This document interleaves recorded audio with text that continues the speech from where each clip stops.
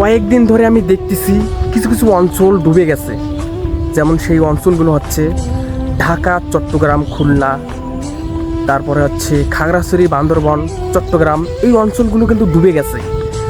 এই যে রাস্তা দেখতে পাচ্ছেন না, এই রাস্তাটাও কিন্তু ডুবে গেছে সেই ওই জায়গায়।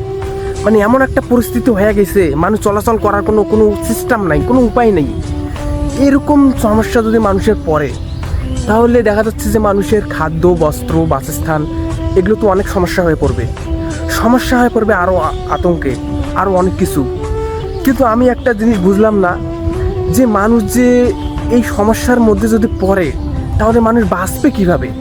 মানুষের বাঁচার একটা প্রকৃতি, সামাজিক পরিবেশ দরকার। সেই সামাজিক পরিবেশ তো মানুষের ডুবে গেছে। আচ্ছা, তার মধ্যে আরও কিছু কিছু জিনিস আছে, সেগুলো হচ্ছে এই যে এখন কিন্তু পরীক্ষা চলতেছে, ঠিক আছে? এই পরীক্ষার মাঝে যে ছেলে মেয়েগুলো আছে, তারা তো মনে করো পরীক্ষা দিতে পারবে না। রাস্তার মধ্যে যদি এক বুক জল থাকে, এই দোলাবাড়ি দেখতে পাচ্ছিস না, এগুলো তো আরও জল থাকবে, ঠিক আছে? রাস্তায় যদি ভালো না থাকে, তাহলে মানুষ চলাচল করবে কীভাবে? পরীক্ষা দিতে যাবে কীভাবে? আচ্ছা, আমার মনে হয় ওই জেলাগুলোতে এখন পরীক্ষা অফ আছে, কারণ এটা হচ্ছে প্রথম সাময়িক পরীক্ষা। আর এটা যদি দ্বিতীয় সাময়িক পরীক্ষা হলো হয়, তাহলে সারা বাংলাদেশ পরীক্ষা অফ থাকলো হয়। আর এটা প্রথম সাময়িক পরীক্ষা, কোনো সমস্যা নাই। বাট ওই জেলাগুলোতে মনে হয় এখন পরীক্ষা অফ আছে, হয়তো বন্যা থামলে পরীক্ষা চালু হবে। আচ্ছা, যাই হোক, যারা ওখানে দিন ইনকাম করে দিন খায়, তাদের তো পরিবার সহ না খেয়ে থাকতে হবে। তাদের যে এতটা কষ্টকর জীবনযাপন চলতে হবে, এটা কল্পনার বাইরে।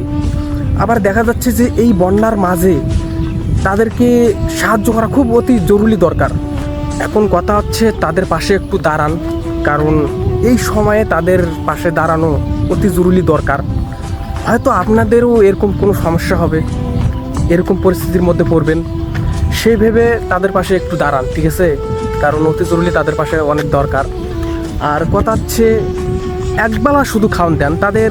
যদি একবেলা দেন, তারা ওই একবেলাটা 3 বেলা মনে করে খাবে তারা, ঠিক আছে? তাদের একবেলা করে যদি কেউ কেউ এসে দেয়, কিন্তু অনেকেই আছে দেয়। কিন্তু যদি মনে করো আমাদের উত্তরবঙ্গে যদি হলো হয়, আমি কিছু কিছু জায়গায় দিলাম হয়, ঠিক আছে? উত্তরবঙ্গে যদি এরকম কোনো সমস্যা হয় না, আর তার যদিও হয় হয়তো 3 বছর বা 4 বছর, আর উত্তরবঙ্গে এরকম কোনো সমস্যা হয় না, যদিও হয় অনেক কয়েক বছর পর পর হয়। কিন্তু তাছাড়া দেখা যাচ্ছে যে ওই নিচু এলাকা, কিন্তু ওই জায়গাগুলো নিচু এলাকা বলেই এখন বছর বছর এরকম সমস্যা দেখা দেয়, ঠিক আছে? আর যাই হোক, তাদের পাশে একটু দাঁড়ান, তাদের পাশে দাঁড়ানো অতি জরুরি দরকার। আজকের ভিডিওটা এই পর্যন্তই, দেখা হবে পরের ভিডিওতে।